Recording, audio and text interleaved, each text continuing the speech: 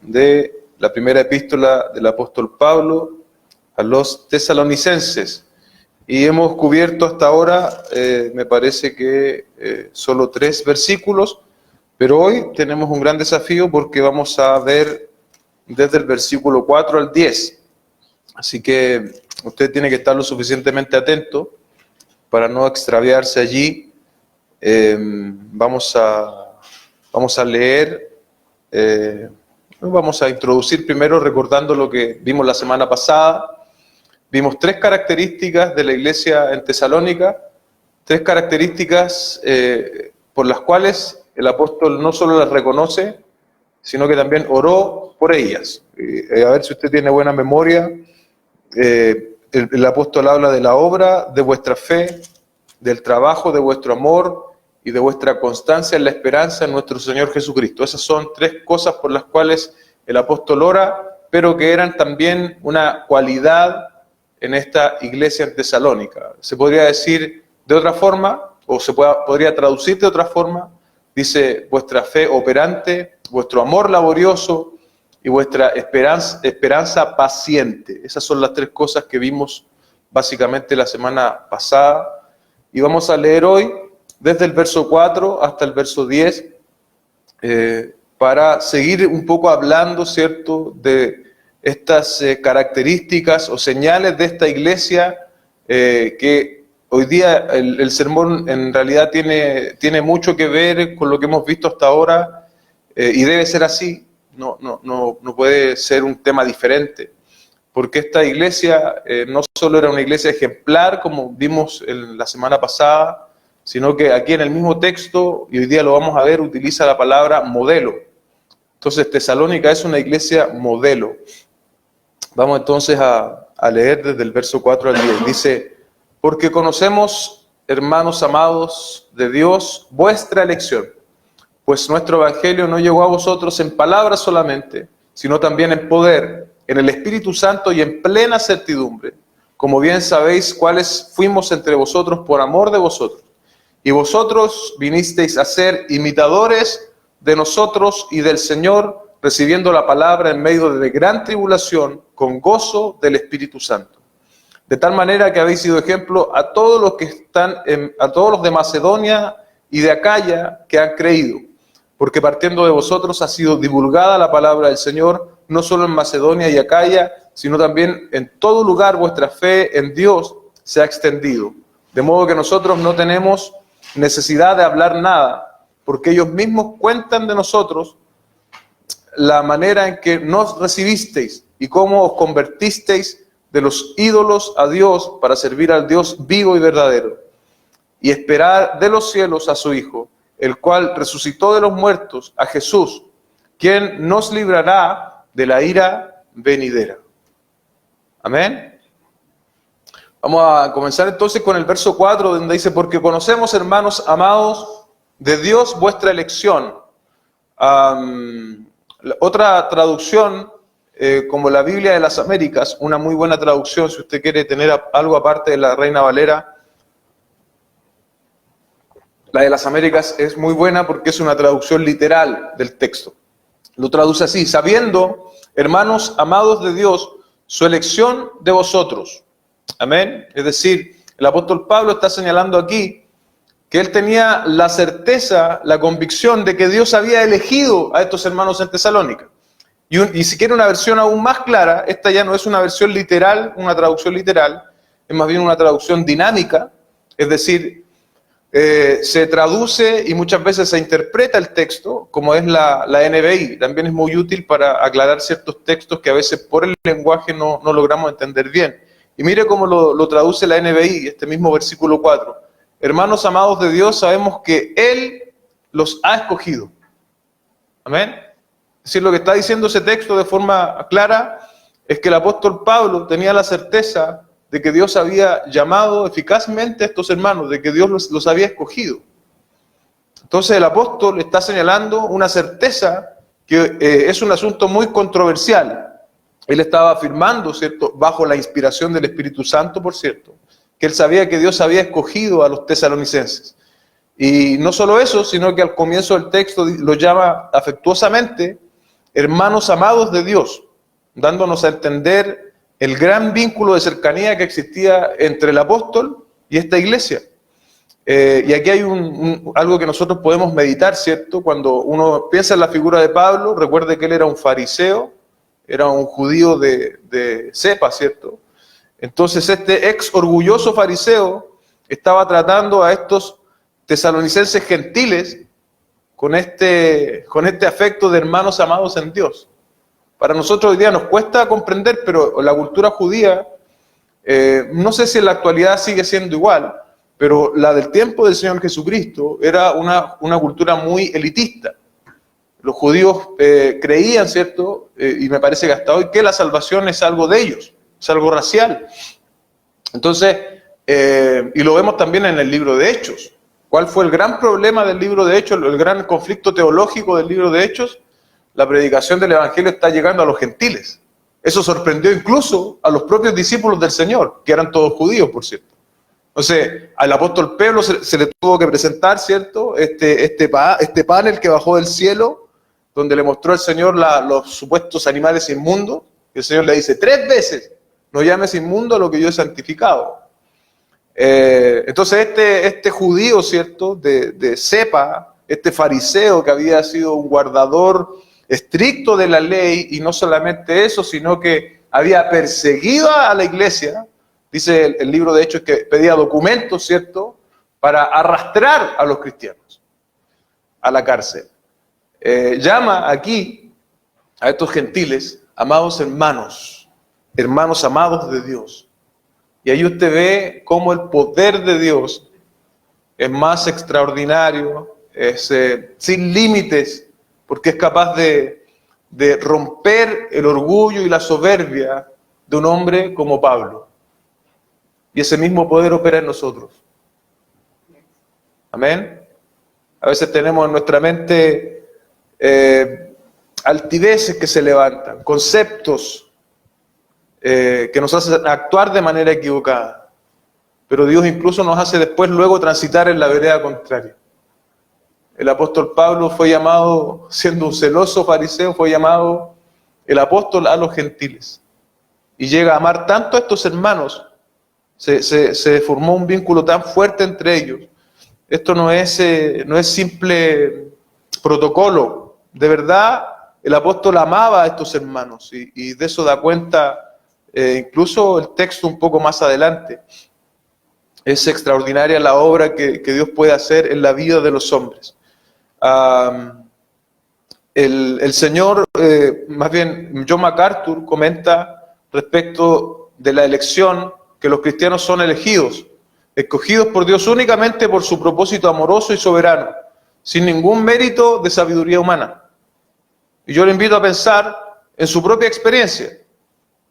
¿Por qué nosotros somos cristianos hoy? ¿Somos o hemos sido más inteligentes que nuestro vecino incrédulo? ¿Obró usted en favor de su propia salvación? ¿De alguna manera usted fue más inteligente que aquellos que no han creído? Porque la verdad y la situación que la Biblia nos describe es que nosotros estábamos muertos en nuestros delitos y pecados y era imposible que tuviésemos un acto de inclinación hacia Dios. Porque un muerto espiritualmente no puede inclinarse hacia Dios, no puede escoger hacia Dios. Solo por la vida espiritual que nos proporciona el Espíritu Santo de Dios, solo por esa operación extraordinaria y sobrenatural, nosotros podemos venir al Señor. Él es quien da vida. ¿Recuerda la conversación del Señor Jesucristo con Nicodemo? Juan capítulo 3, versículo 8. El Señor le explica con una analogía, le dice, el viento sopla de donde quiere. Tú oyes su sonido, pero no sabes de dónde viene ni a dónde va. Luego dice, así es todo aquel que es nacido de Dios. ¿Qué está diciendo ese texto? Que el nuevo nacimiento es una operación soberana del Espíritu Santo. No es algo que nosotros controlamos. No es una oración que tú repites la que te introduce en el reino de Dios. Es una operación soberana, sobrenatural del Espíritu Santo de Dios en la vida del creyente. Y eso es lo que nos permite creer Eso es lo que nos señala como escogidos de Dios. Luego de esto, ¿cierto? De esta afirmación tan contundente de la cual hablar de elección, podríamos probablemente no solo una predicación, sino muchas, pero tenemos que seguir avanzando en el texto. Verso 5 dice, y después para un poco esquematizarlo y usted pueda recordarlo mejor, decíamos que la semana pasada vimos 3 señales o características de los tesalonicenses. Lo primero que vimos hoy es esta elección que Dios ha hecho. Y después en el verso 5 nosotros podemos ver las características de la predicación eficaz que se dio en el contexto de los tesalonicenses. Dice, pues nuestro evangelio no llegó a vosotros, y está conectado obviamente con la idea anterior de la elección y con todo el texto que estamos compartiendo. Pues nuestro evangelio no llegó a vosotros en palabras solamente, sino también en poder, en el Espíritu Santo y en plena certidumbre, como bien sabéis, cuáles fuimos entre vosotros por amor de vosotros.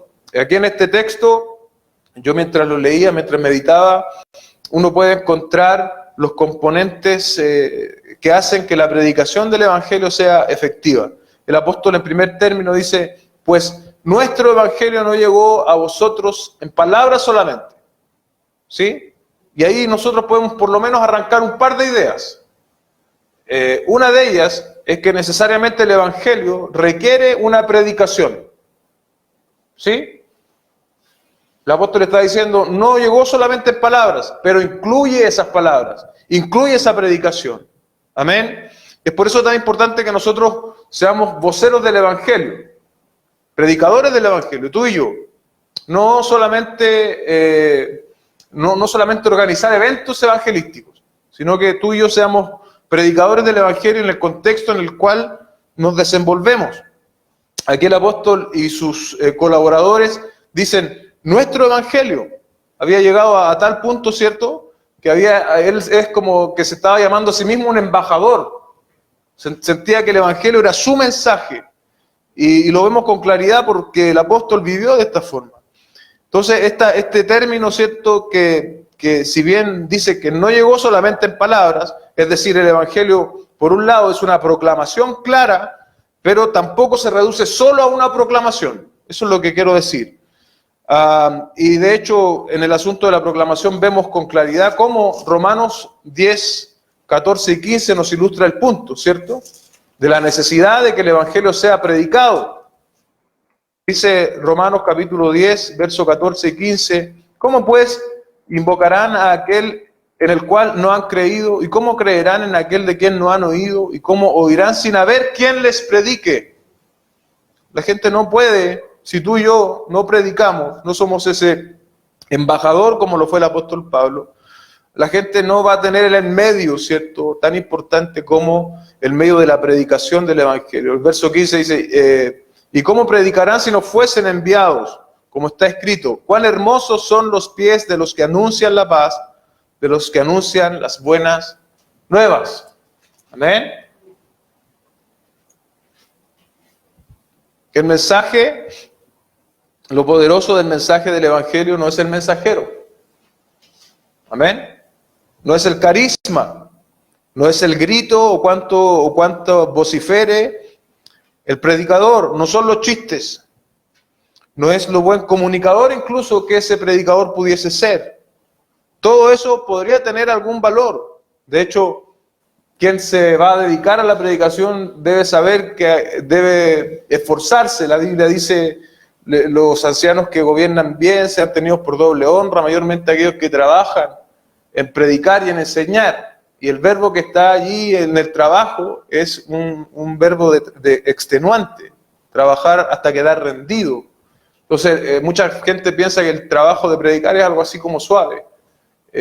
Para los que no se lo toman en serio, ciertamente es bastante suave. Pero para aquellos que hemos tomado la palabra del Señor por lo que es un trabajo que te requiere tiempo, dedicación.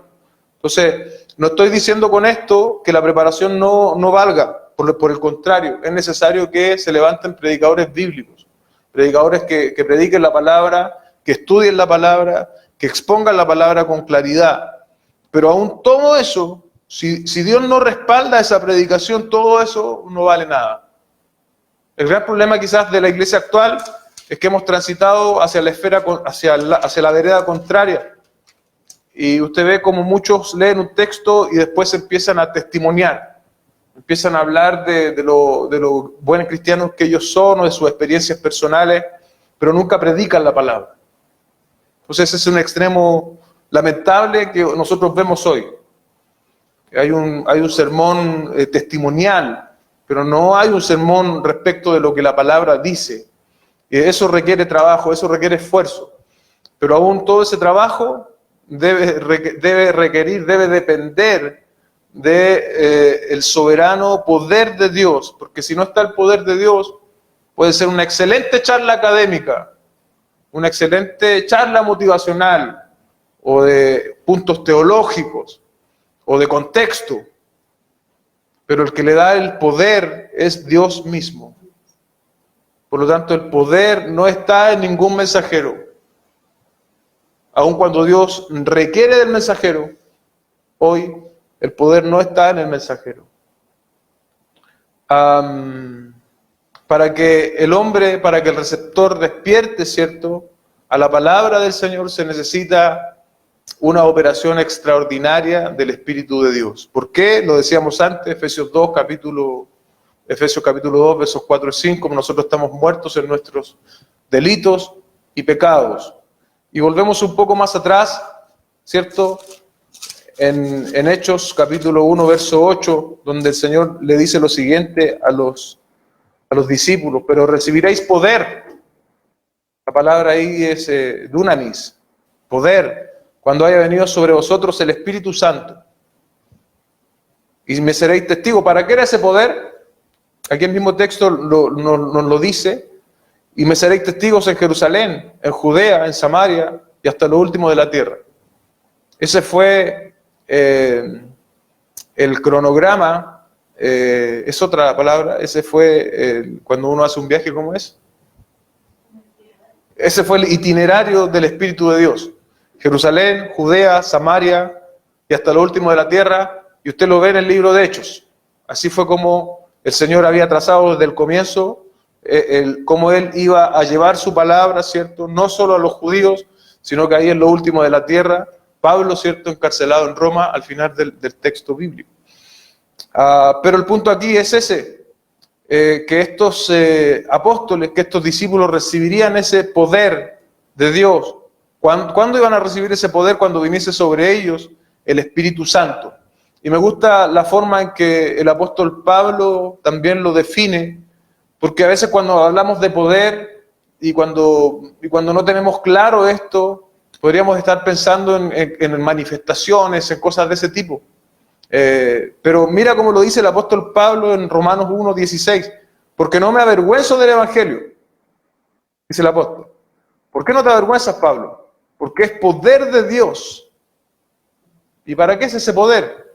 Para salvación a todo aquel que cree. Amén. Entonces, cuando estamos definiendo, ¿cierto?, en este texto, estas características que tiene una predicación efectiva, vemos que lo primero que dice es que es una predicación con poder. Pero ese poder no es un poder para que nosotros nos entretengamos o para que nosotros nos vanagloriemos. Es un poder que tiene el sentido de traer salvación a los hombres. Pues nuestro evangelio, dice, no llegó a vosotros en palabras solamente, sino en poder, en el Espíritu Santo, en plena certidumbre. Si bien podemos ver allí al menos, ya vemos 4 características, ¿cierto? La primera es que el evangelio debe ser predicado, pero no se trata solo de una cuestión de palabras. Segundo, debe incluir poder. ¿Poder para qué? Para traer salvación a los que creen. Y luego, una traducción incluye estas 2 palabras, la NBI lo traduce así, déjeme buscarlo.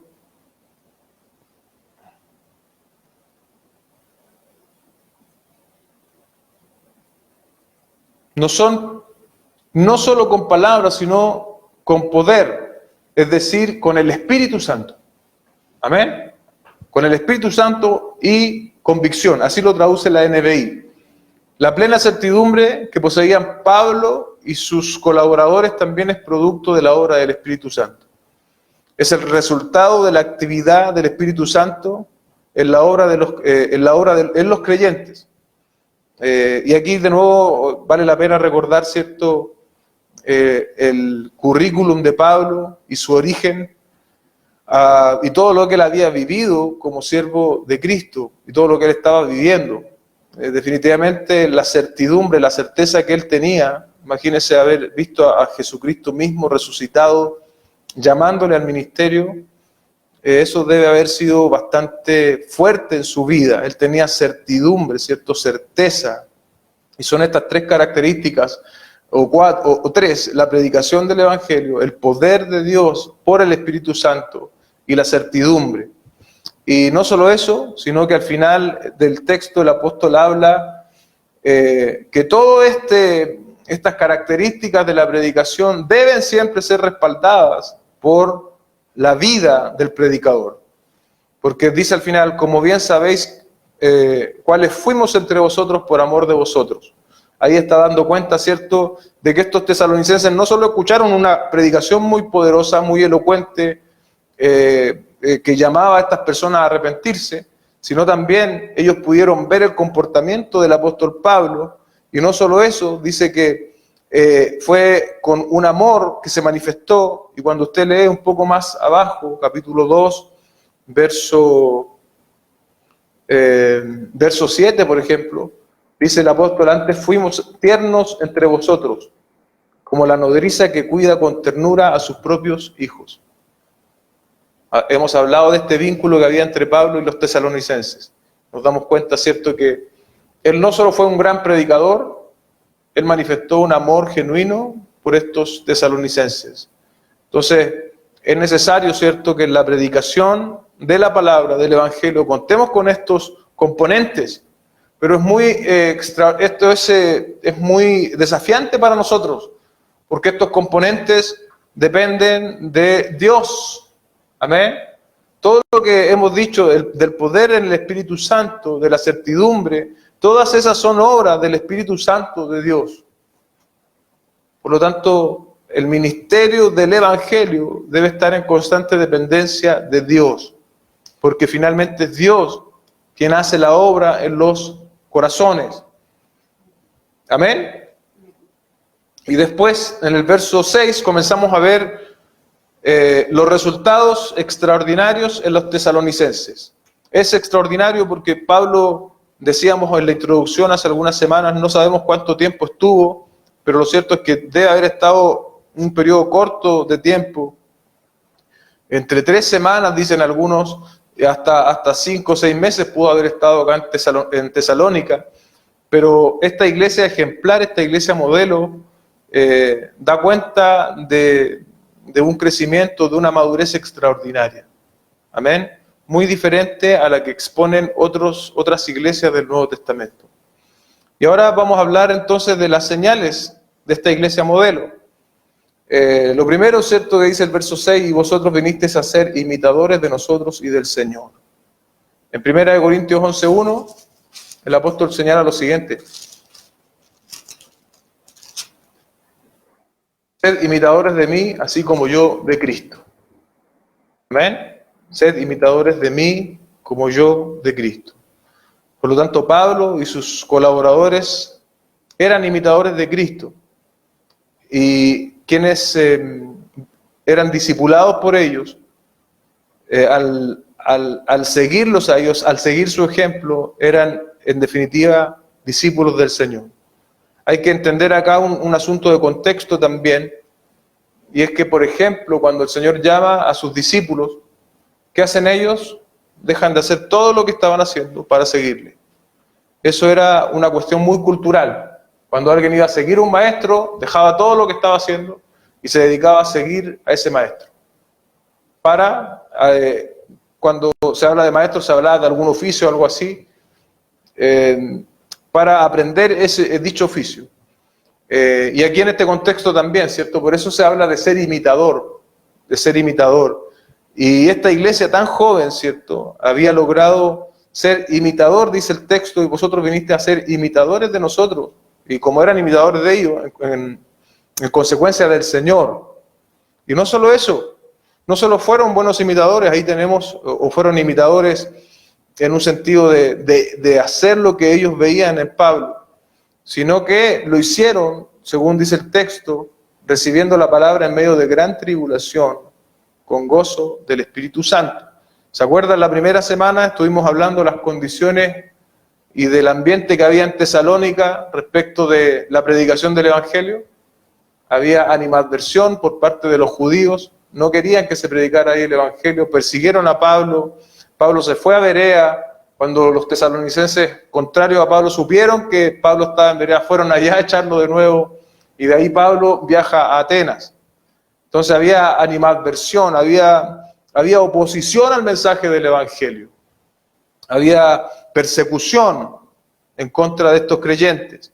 Y es que el mensaje del Evangelio bíblico expuesto siempre va a encontrar animadversión, siempre va a encontrar, siempre el sistema inmunológico de las personas va a reaccionar con anticuerpos, porque el mensaje del Evangelio es un mensaje radical que exige al hombre que se arrepienta de sus pecados y que venga a Cristo en fe. Entonces, cuando este mensaje es predicado, imagina el contexto judío, todos sus anticuerpos religiosos rechazaban el mensaje. ¿Y quiénes lo recibieron? Lo decíamos recién. ¿En quiénes el Espíritu de Dios obró? Esos recibieron, los otros no creyeron. Hoy día sigue siendo el mismo parámetro, el mismo patrón. Cuando tú compartes el Evangelio, una persona va a recibir, otra no va a recibir. No es que sea la estadística, no sabemos la estadística. Lo cierto es que algunos van a rechazar y unos pocos van a venir a Cristo en fe y arrepentimiento.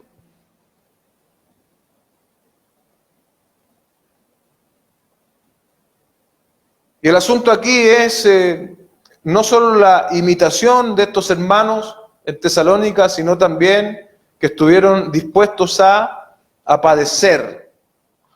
Y esto es paradójico, ¿cierto? Porque mira lo que dice al final del texto. Recibiendo la palabra en medio de gran tribulación, con gozo del Espíritu Santo. O sea, recibieron la palabra con gran tribulación, pero con gozo. ¿Cómo es posible eso? Pero no es un gozo de fabricación humana, no es un gozo artificial. ¿Cómo dice el texto? Gozo del Espíritu Santo. Es un gozo sobrenatural. No lo autogeneramos. Los tesalonicenses no se mentalizaron en enfrentar la tribulación con gozo. Fue un fruto más de la vida espiritual que ellos tenían. Amén. Y aún en la tribulación pudieron experimentar este gozo porque era un fruto, un resultado de la operación del Espíritu Santo en la vida de ellos. Cada cristiano enfrentó y enfrentará tribulación, pero el Señor nos preserva. Amén. Y no solo eso, no solo nos preserva, sino que podemos tener una expresión de gozo en medio del dolor. Un gozo que es de carácter espiritual, un gozo que no autogeneramos, que las personas que no conocen a Dios no lo entenderán. Lutero dijo, si Cristo llevó una corona de espinas, ¿cómo habrían de esperar sus seguidores solamente una corona de rosas? Amén. Si el Señor fue coronado con una corona de espinas, ¿qué nos va a esperar a nosotros entonces? No se sorprenda por el dolor, pero aún en medio del dolor, en medio del padecimiento, Dios te va a proveer gozo como una manifestación sobrenatural de la obra del Espíritu Santo en tu corazón. Dice MacArthur, la simple alegría humana morirá bajo la persecución. El gozo del Espíritu Santo la trascenderá y la aumentará. Ve, aquí hemos visto al menos 2 señales más de una iglesia modelo. Una iglesia que imita a Cristo finalmente, y una iglesia que recibe la palabra aún en medio del padecimiento. Verso 7. de tal manera que habéis sido ejemplo a todos los de Macedonia y Acaya que han creído. Otra señal más, el ejemplo. Esta iglesia modelo era un ejemplo no solo en Tesalónica, sino en otras provincias. Macedonia era la provincia del norte de Grecia y Acaya era la provincia del sur de Grecia. Macedonia, encontramos comunidades como los tesalonicenses, los filipenses y los de Berea. Y en Acaya encontramos comunidades como los corintios, ¿cierto? Y los atenienses.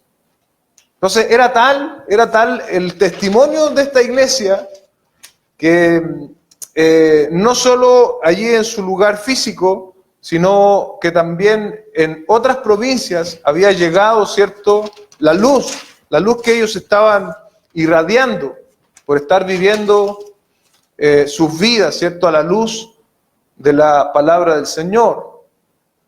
Dice, y aquí está la palabra que ocupa el griego, ¿cierto?, de tal manera que habéis sido ejemplo a todos los de Macedonia y Acaya que han creído. La palabra es tupos, que es la palabra que nosotros, de donde proviene la palabra tipo, y se puede traducir o entender como modelo. Y esta palabra es ocupada únicamente aquí en referencia a una iglesia. Pablo nunca llamó a otra iglesia una iglesia modelo. Y es por eso tan necesario que nosotros, como iglesia local, podamos ver las señales, las características de esta iglesia, porque los tesalonicenses eran una iglesia modelo. Y fue tanto su impacto que prácticamente todo Grecia sabía de esta iglesia. Y aquí hay algo que yo escuchaba del pastor Núñez, y es que no conocemos líderes de los tesalonicenses. No sabemos si hubo alguien allí renombrado, alguna persona que se elevase por sobre los demás con algún don de predicación, sino que todas estas características aluden a la iglesia. Aluden a la iglesia, aluden a los que se congregaban, a la comunidad de creyentes. No aludían a alguna persona en especial o algún talento predicador o algún don extraordinario. No, aludían a la iglesia, a los que están congregándose. Qué maravilloso sería que nosotros nos transformásemos en una iglesia modelo, no en base al que predica, sino en base a cómo nosotros vivimos nuestras vidas. Y que nuestro testimonio sea modelo para otros. Entonces esa es la iglesia modelo, la iglesia tipo. Verso 8 dice, porque partiendo de vosotros ha sido divulgada la palabra, no solo en Macedonia y Acaya, sino también en todo lugar, vuestra fe en Dios se ha extendido. De modo que nosotros no tenemos necesidad de hablar nada.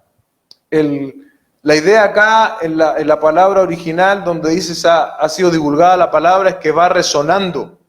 La palabra del Señor va resonando, ¿cierto? Y aquí también podemos acudir a lo que hablamos en la introducción, porque Tesalónica era un centro de viaje y de comercio, era además un puerto. Gente iba y venía, ¿cierto? Siendo la iglesia de tal impacto que cuando estos viajeros probablemente pasaban por Tesalónica, se exponían al mensaje del Evangelio. Es una posible explicación de cómo el apóstol Pablo llegaba a un lugar y antes que él les contara, ¿cierto?, de la experiencia en Tesalónica, él ya por parte de los otros hermanos, si estaba, por ejemplo, por decir algo, en Acaya o en alguna ciudad de Acaya, le decían lo que los tesalonicenses estaban haciendo. Es una de las formas que pudo haber pasado esto, porque gente iba y venía en esta ciudad. Y bueno, aquí vemos cómo se transforma en un centro, ¿cierto? Lo dije cuando hablábamos de esto, en un centro estratégico, escogido por el Espíritu de Dios, para llevar la palabra de Dios, el Evangelio, a otras ciudades. Hoy nosotros también tenemos ciertos asuntos que podemos utilizar para propagar la palabra del Señor. Y debemos ser sabios en ese sentido. Fue tal el testimonio de estos hermanos, fue tal lo que resonaba, que se expandía la palabra del Señor, que el apóstol, cuando llegaba a los lugares que había nombrado, no tenía nada que añadir, porque dice que el Evangelio del Señor Jesucristo estaba siendo glorificado vía los tesalonicenses. dice, porque partiendo de vosotros ha sido divulgada la palabra del Señor, no solo en Macedonia y en Acaya, no solo en las provincias de Grecia que nombramos recién, sino también en todo lugar. Vuestra fe en Dios se ha extendido. Que el Señor nos ayude a que nuestra fe se extienda a todo lugar, de modo que nosotros no tenemos necesidad de hablar nada. Pablo llegaba a un lugar y no tenía necesidad de hablar, porque el testimonio de los tesalonicenses y lo que Dios estaba haciendo con ellos y su obediencia a la palabra del Señor, su fidelidad al Evangelio, era tal que el apóstol Pablo no tenía que añadir nada. Es extraordinaria el ejemplo que nos da el Señor en este texto al hablar de esta iglesia. Verso 9 dice, bueno, ahí yo le puse un amplificador, ¿cierto? Es un amplificador de la verdad. Una verdadera iglesia local, una iglesia modelo, es un amplificador de la verdad de Cristo. Verso 9, porque ellos mismos cuentan de nosotros la manera en que nos recibisteis y cómo os convertisteis de los ídolos a Dios para servir al Dios vivo y verdadero. Aquí hay un contraste, ¿cierto? El texto dice, se convirtieron ellos de los ídolos a Dios para servir al Dios vivo y verdadero. Eso está diciendo en el fondo que los ídolos a los cuales servían estos tesalonicenses no eran vivos, ni tampoco eran verdaderos. Amén, eran falsos, ¿cierto? Eran creados por los hombres, eran ídolos mudos que no tenían poder. Y este convertimiento de este grupo gentil, ¿cierto? Que tenían probablemente prácticas que adoraban a otros dioses, de seguro significó para muchos, en una cultura mucho más ligada a la religión como lo era la de aquella época, perder familia, perder negocios y perder amistades. Con mucha seguridad los tesalonicenses que se volvieron a Cristo, al único Dios verdadero, tuvieron que perder cosas materiales. Pero el llamado lo requería. Ellos no podían seguir idolatrando a sus ídolos para no perder los réditos económicos, para no perder los réditos familiares, para no quedar mal con la gente. Cuando el Señor llama, en ese sentido hay una exigencia muy alta, como fue la que estuvieron dispuestos a pagar, por decirlo así, estos hermanos. Yo le puse en este sentido, es una conversión radical. Y esta conversión radical no solo debe ser una característica en los tesalonicenses, sino también en nosotros. La única forma en que podemos servir al Dios vivo y verdadero es abandonando y dejando todos nuestros ídolos atrás. Mientras aún mantengamos nuestros ídolos vivos, dice Pablo en otro texto, no podemos servir al Señor, ¿cierto? O más bien en un evangelio, perdón, no podemos servir a Dios y al dinero, dice. No podemos, no se puede. También el dinero es un ídolo, por cierto. Entonces, esta exigencia, esta característica, esta radicalidad de una conversión absoluta desde los ídolos a Dios, que para nosotros puede ser lejana, también es requerida para nosotros. ¿Y qué es un ídolo hoy para nosotros? Seguro ninguno de nosotros tiene una estatua o algo así. Bueno, un ídolo es aquello que te hace girar en torno a eso. Puede ser alguna actividad, puede ser una amistad, puede ser una relación sentimental que te está alejando del Señor, al cual ya esa es tu prioridad en tu vida. Ese es un ídolo. Y ese tipo de ídolos es necesario dejarlos atrás. Para terminar, verso 10, dice, y esperar de los cielos a su Hijo, el cual resucitó de los muertos, a Jesús, quien nos libra de la ira venidera. La expectativa de la era apostólica de estas iglesias, y lo hemos conversado en otras oportunidades, era que la venida de Jesucristo estaba a la vuelta. Ellos vivieron pensando, y así lo vemos en el texto bíblico, incluso en la historia de la iglesia, con la expectativa de que Cristo volvía ya. Y es por eso que fueron una de las razones. Obviamente la primera razón es su nuevo nacer, es esta nueva vida. Y podemos añadir esta de de la expectativa del regreso del Señor Jesucristo. Por eso no tuvieron problema en ir a los leones, no tuvieron problema en ser usados como antorchas humanas, no tuvieron problema de ser arrastrados, partidos, no tuvieron problemas en sufrir ninguno de las atrocidades que sufrieron los primeros cristianos. Porque sabían que su fin no era ese. Y en Hechos, capítulo 1,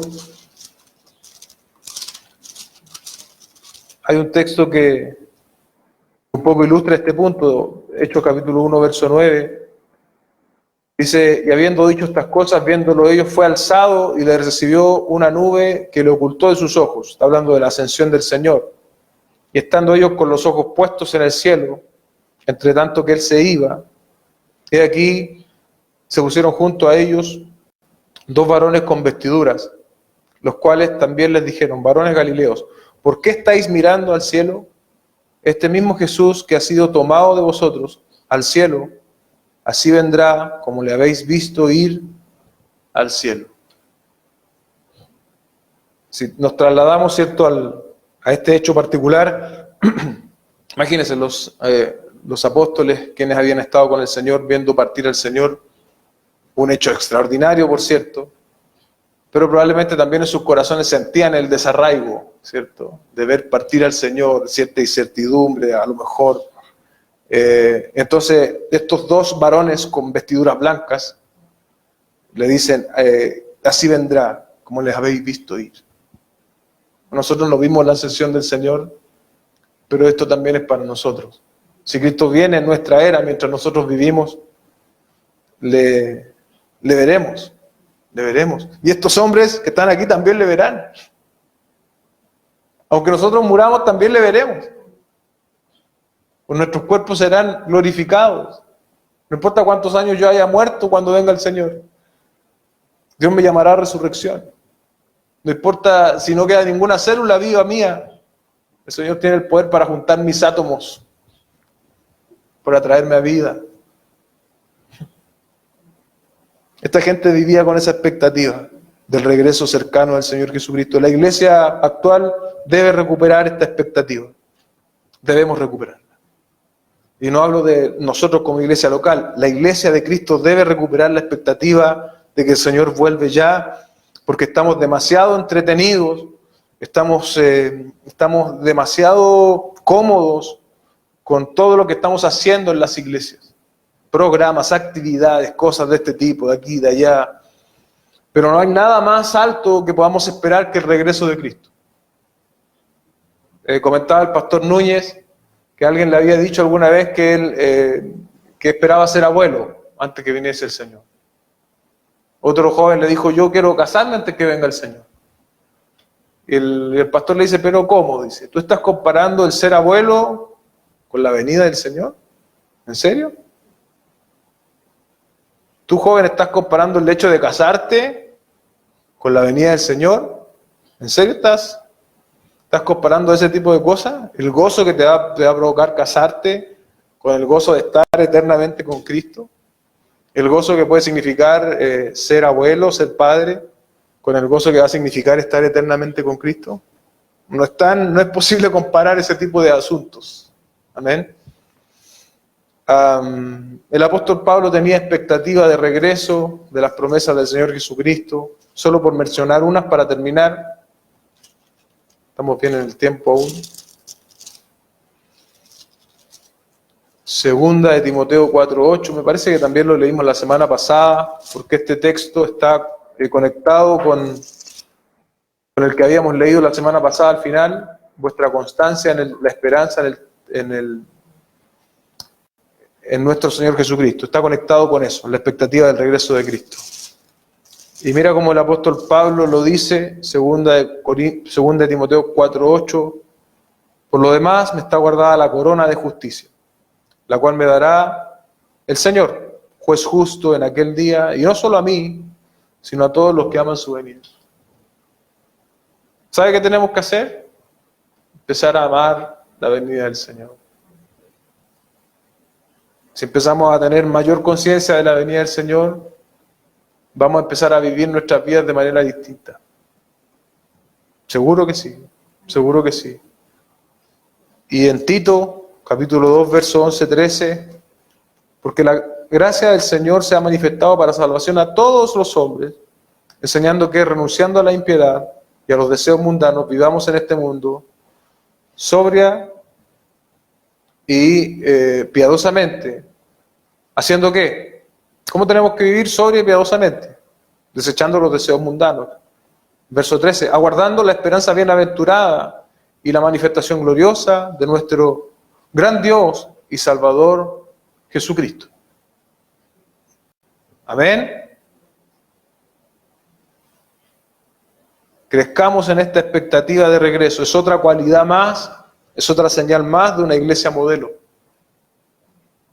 El Señor tiene mucho que enseñarnos a través de los tesalonicenses. Y su Espíritu, ore para que su Espíritu aplique estas verdades en nosotros. Hoy día vimos varias. Tal vez no fui muy esquemático al pronunciarlas, pero vimos varias, ¿cierto? Así que procuremos como iglesia buscar este tipo de cualidades en nosotros. Amén. Vamos a orar. Bendito Dios y Padre, gracias por esta enseñanza, gracias por haber alcanzado a cubrir los versículos que fueron expuestos. Y tal como orábamos antes de predicar, no es el predicador, no es la elocuencia, no es ni siquiera la preparación, es tu poder, Señor. Tú usas todo aquello, por cierto, pero es tu poder. Yo te ruego que sea tu poder, tu Espíritu, Señor, quien aplique esta verdad en nuestros corazones. Lo necesitamos con urgencia, Señor. Aún muchas veces no somos conscientes de la sequedad espiritual que estamos viviendo. Pero yo te ruego que tu Espíritu Santo abra nuestros ojos, que tu Espíritu Santo aplique esta palabra en nuestro corazón, con efectividad, Señor, con poder, con convicción, que nuestras vidas sean mudadas, Señor, por el poder de tu Espíritu Santo. Y que podamos correr la carrera como es debido, Señor. Obra en nosotros, Señor, tu perfecta voluntad. En el nombre de Cristo Jesús. Amén y amén.